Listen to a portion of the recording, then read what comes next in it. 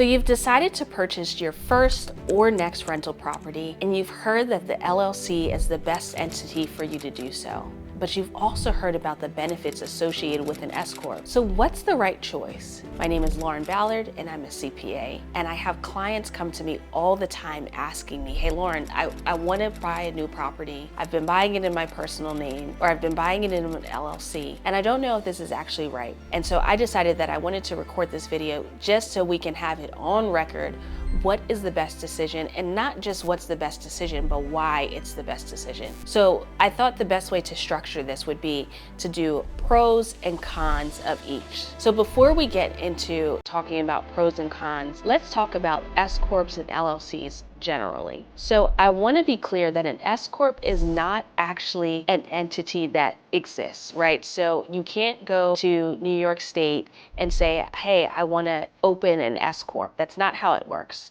Normally, you would get either an LLC or a C Corp, and then you make an S election. An S election is an election that you make with the IRS. Once you've made that election, it now is a mix or a hybrid between an LLC and a corporation. So it's a corporation, but it allows for you to pass through income from the business to yourself, avoiding something called double taxation, which is essentially the business gets taxed and then you get taxed on dividends, W-2 income, etc. So if we keep that in mind and understand first that it's an election, why would we want to make the election? And I will get to that point at the end of this video, so stay tuned. So now that we know what an S Corp is, that it's an election, not an entity that exists, let's just touch briefly on an LLC. So an LLC stands for Limited Liability Company, and you can register for an LLC in your state. So you can go to New York State, or you can go to Georgia, whatever state you're in, and say, hey, I'd like to establish an LLC. Traditionally, if you are the only owner of the LLC, then it is taxed as something called a sole proprietorship, and it is a single member LLC. If you and a partner, or you and your spouse,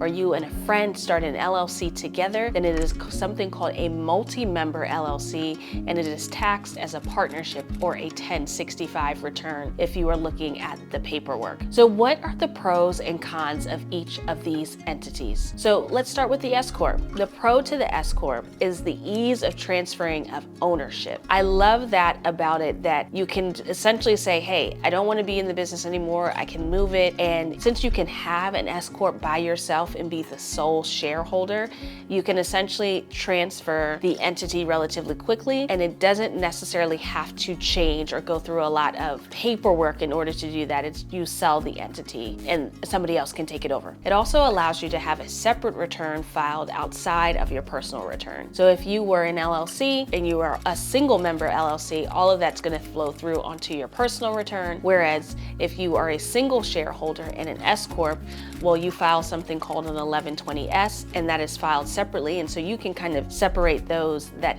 information, which is a nice feature when we're talking about lending and sharing our information with third parties. And then the third thing is that you have the ability to offset losses, especially if you are an active participant in that business. You are able to take the income or the losses from that business and use it to offset income that you generate that's active. So that would be other business income, W-2 income, etc. Now let's go on to the other side of the table and talk about the pros of an LLC. See, it's very easy to start one. There is paperwork, and obviously there's paperwork with the S Corp and an additional step with filing the election with the IRS, but it's very simple to start an LLC. You can start it by yourself, and you also have the ability to transfer ownership, but sometimes that can be a little bit more challenging. If you are in partnership with other people, you need to abide by the guidance given in your partnership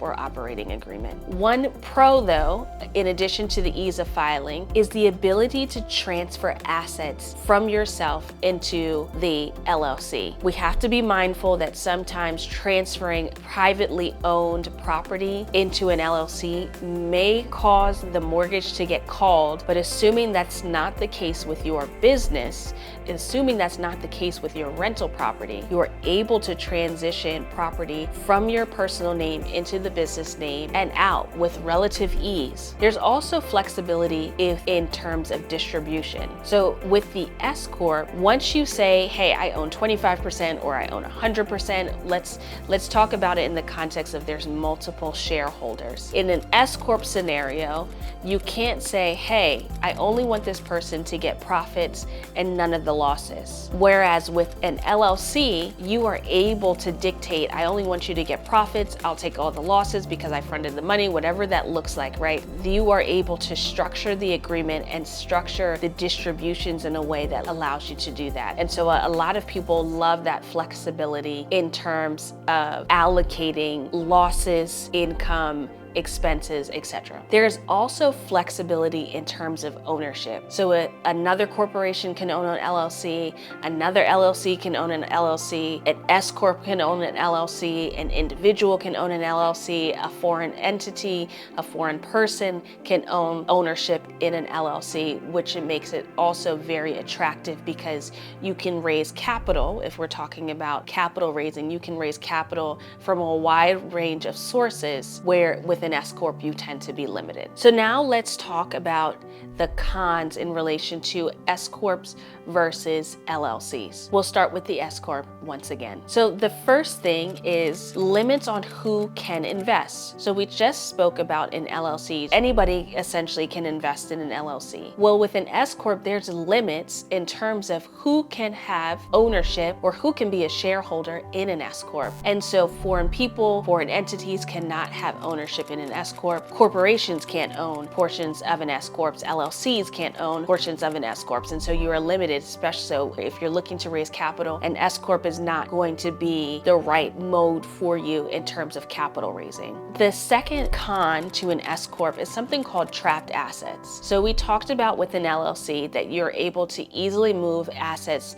in and out of the entity with relative ease. And then the final con, there's several others, but the final one that we'll talk about is that there's no step-up basis on the property for your heirs. So one of the really nice things with real estate is that if you leave property to an heir, upon your death, your heirs get a step-up in basis, which essentially means that the property is gifted to them at the fair market value of the property as opposed to the amount that you paid for the property. Well, with a S Corp, what your heirs would receive is not a step up in basis on the property, but it would be a step up in terms of the value of the shares that they have received in the S Corp. Now let's talk about the cons in relations to an LLC. Number one, a single member LLC doesn't allow for separate reporting. We talked about owning an LLC by yourself means that it becomes a single member LLC, whereas with an S Corp, you can be the sole shareholder and you are able to report income and expenses on a separate return, which is a really nice feature. The second point is that there may be reassessment or taxes that are also required if you transfer property in